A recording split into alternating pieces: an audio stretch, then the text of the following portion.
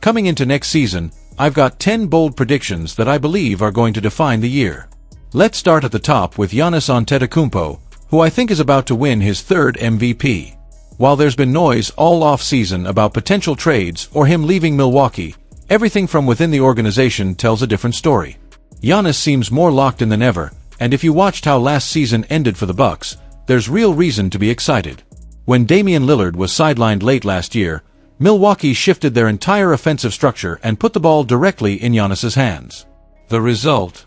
Pure domination. He was essentially playing point forward, leading the Bucks to an 8-game winning streak while averaging 32 points, 12 rebounds, and 12 assists on 60% shooting. It wasn't just great, it was historic. The strategy made perfect sense. Giannis is almost impossible to stop when he's charging downhill, and when you double him, he finds shooters like AJ Green, Gary Trent Jr., and now Miles Turner, who can all knock down threes. If you don't help, you're basically giving up a guaranteed 2 points. Even playoff teams like Indiana had no answer, trying to pick him up at half court only to watch him blow right through them. The Bucks now have a more fluid, simplified system. With Giannis initiating offense, the game slows down for everyone else, and their transition from defense to offense is cleaner. This is a setup for him to have another monster season. And if the Bucks even sniff 45 wins, Giannis should absolutely be in the MVP conversation, if not leading it. As for my next prediction, I believe the Golden State Warriors are going to get back to the 50-win mark.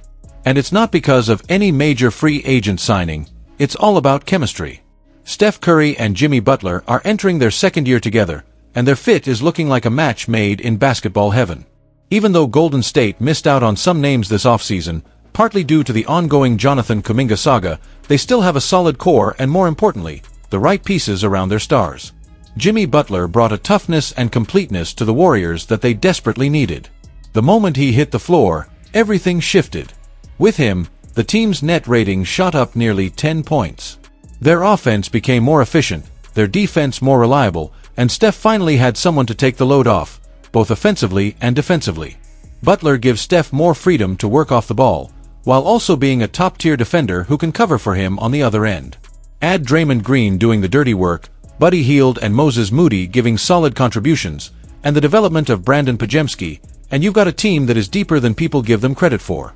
If they can stay healthy, and that's always the question with Golden State, I think they not only clear 50 wins but position themselves as one of the more dangerous teams in the West. Don't sleep on the power of Year 2 chemistry with two elite players who know how to win. My third prediction has me excited for one player in particular, Amen Thompson, who I believe will win Most Improved Player next season. And this isn't a long shot, the path is right in front of him. He already made waves last season with his defensive play, putting up 14 points, nearly 3 stocks per game, steals plus blocks, and even cracking the top 5 in Defensive Player of the Year voting. But that was just the beginning. Now, he's got Kevin Durant alongside him, and that changes everything. KD gives him spacing, mentorship, and a less crowded paint, allowing Amen to pick his spots better and thrive as a driver and finisher. This is the type of partnership that balances out both players. Durant doesn't have to take the toughest defensive matchups anymore, and Amen doesn't have to force as much offensively. Plus, Amen's confidence grew as the season went on. He became more aggressive, took more threes, even if he only hit 27% of them, and had some real moments, including dropping 33 points on Boston and sinking a game winner in their house. That was the night you could just feel his star potential coming to life. He already has elite defensive IQ, and if the offense catches up, which I think it will, then the leap is coming. Amen Thompson is on his way to becoming one of the most complete two-way players in the NBA, and next season, I believe that leap is going to be undeniable. Fourth on my list is the Denver Nuggets. After getting bounced by the Thunder in a brutal 7-game series, it would be easy to forget how good they were when their starters were on the floor.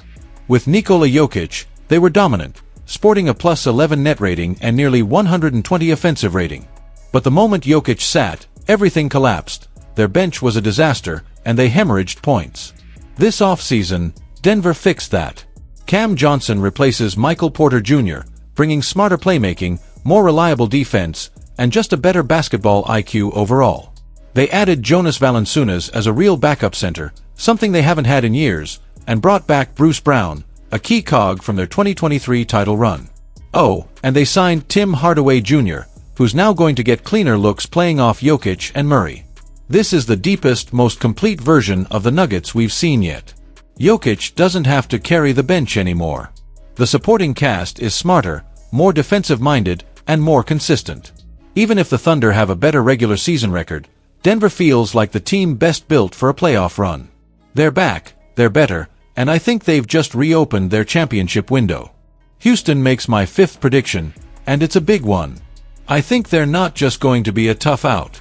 I think they're going to win 60 games. Kevin Durant changes the trajectory of this entire team.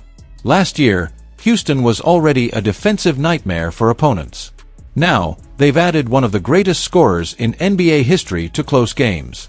Durant doesn't need to carry the defense anymore. Amen Thompson, Tari Eason, and Dorian Finney-Smith form what I call the Terror Trio. A defensive wall that can switch across every position and free KD to do what he does best: get buckets. This team was already elite in clutch games, going 26-18 last season. But now you're giving those closing possessions to Kevin Durant? That changes everything. If they can take that clutch win rate to 70%, they'd have been sniffing 60 wins last year. Add Clint Capella off the bench, and you've got rim protection, rebounding, and another lob threat. The Rockets are now built to win, not just games, but possibly the West. Number 6 is all about Victor Wembanyama. I think he finally gets his first Defensive Player of the Year award. He was already the frontrunner last year before the shoulder issue took him out of contention, and now he's healthy, cleared, and ready to go. Wemby averaged nearly 4 blocks per game while still scoring 24 and grabbing 11 rebounds. If he even slightly improves offensively, say hitting 26 points a game, you're talking MVP-level production. But on the defensive end, there's no one like him. His ability to cover space, slide with guards, recover in transition, and block shots without fouling is already generational. If he plays 70-plus games, I don't think anyone else has a real shot at the award. Prediction number 7 might raise some eyebrows, but I think the Detroit Pistons are about to win 50 games for the first time in 20 years. Last season they tripled their win total, going from 14 to 44 wins, the biggest single-season jump in NBA history. Cade Cunningham finally stayed healthy and played like a top 15 player, averaging 26 points and 9 assists. He made the All-Star team, landed on All-NBA third team, and even finished in the top 10 in MVP voting. He's that good, and he's just scratching the surface.